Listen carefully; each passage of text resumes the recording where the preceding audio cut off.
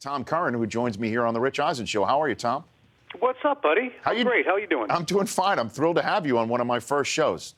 This is such a boon for anybody who loves podcasts, and nobody loves podcasts more than me because I think you're going to be a tremendous podcaster. Thank you, sir. I appreciate that. Now you gotta come out here when you're here in Los Angeles, if ever. So we obviously heard your report after the game on Sunday night. Tell me what you know about Tom Brady's ankle and certainly his readiness to continue playing football for the Patriots on a short week, even. Well, it's remarkable the work that he gets done with his body coach, a guy named Alex Guerrero, who does some muscle therapy stuff where he just absolutely destroys the muscle that is injured and takes the pain and basically releases it. Then he makes you run on it or work on it, and it releases, kind of retrains the muscle. And I've seen the guy on Brady's recommendation when my hip flexor and back was so bad that I couldn't move. Brady said it'll take him 2 days to fix you. It took 2 days to fix me, 2 sessions. And Brady's ankle sprain, I'm told by sources, came when he was basically working through with his shoes untied, unlaced, at a Friday walk-through practice and stepped on someone's foot.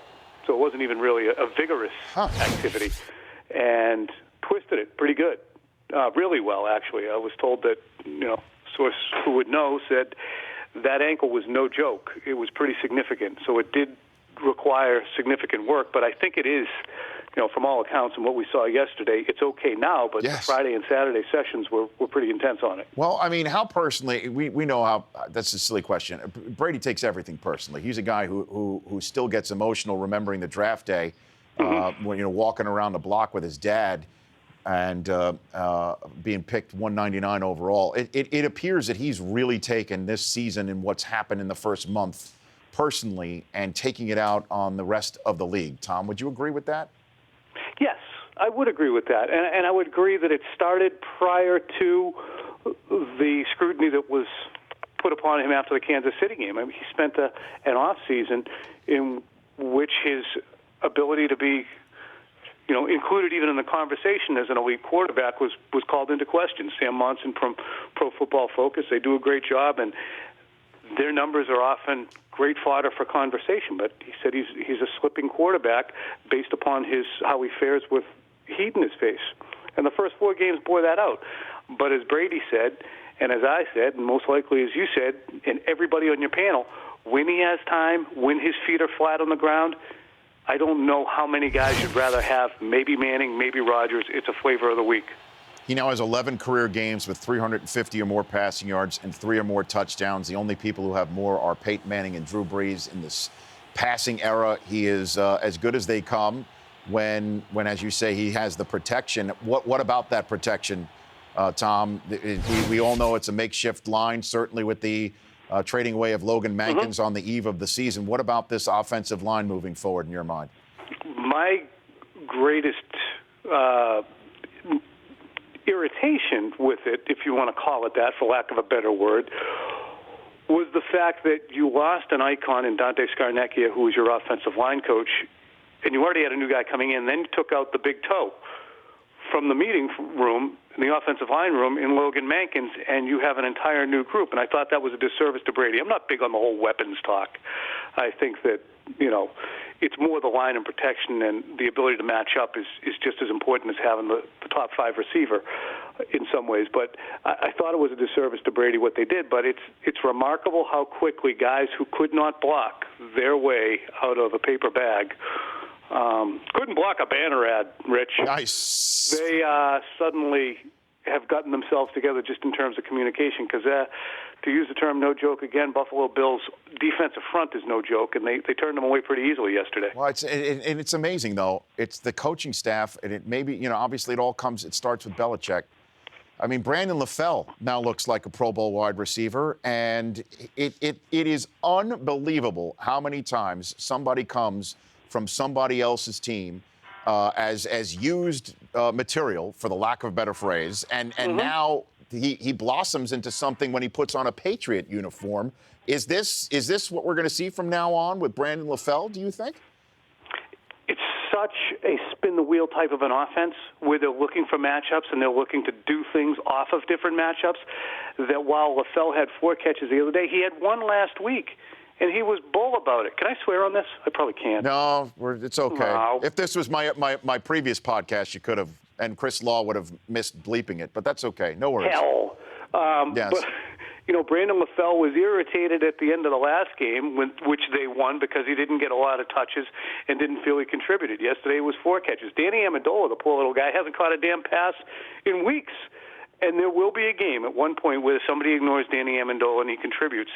That's what's interesting about it, the Josh McDaniels offense and Brady is it's always concerned about matchups. Where is the defense going to be light? And because of Rob Gronkowski offensively, there's a trickle-down effect in which everybody's going to get an opportunity to be open because of the effort you need to expend on Gronk.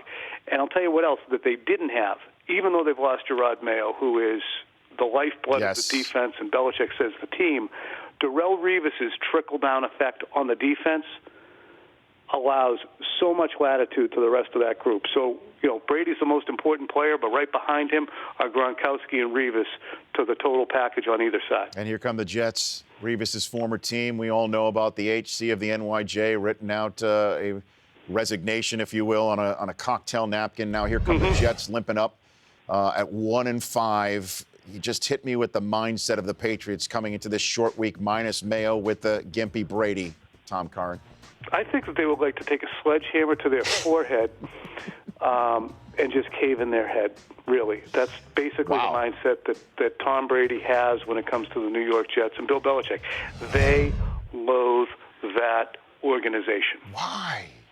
Loathe it. It's just built up for it? I mean, it's not like, it's not like that the people who passed on Brady at 199 or... Belichick, that was a Leon Hess sort of ownership change moment. Well, I think it's different it's the people, Spygate right? stuff. It really comes back to that, which was, we could sit down and have, however many coffees you want and talk about it. To me, it remains a speeding ticket for which they got charged with a felony. And the Jets turning the Patriots in, the effort over the years in the Rex Ryan era to say how many holes that they were going to punch in the Patriots' mystique. I think there's a real delight that the Patriots take in beating the Jets and beating them soundly. And I know that the Jets would love nothing more than to take the Patriots down a peg, which only adds to the fact the Patriots want to put their foot in their throat. I don't think that there's a dislike for particular players or for Rex Ryan, but I think that the amount of real distaste that the Patriots organization and the people at the top of it have for the Jets is palpable. Tom, we appreciate it. I look forward to having you on. Hopefully you can be a regular here on the Rich Eisen Show. I love chatting with you. All right. Put me on the short list, will you? And congratulations. Thanks, Tom. I appreciate it. I'll see you in a few days when we come up there for Thursday Night Football. That's Tom Curran. The Rich Eisen Show, weekdays at noon Eastern, on Audience.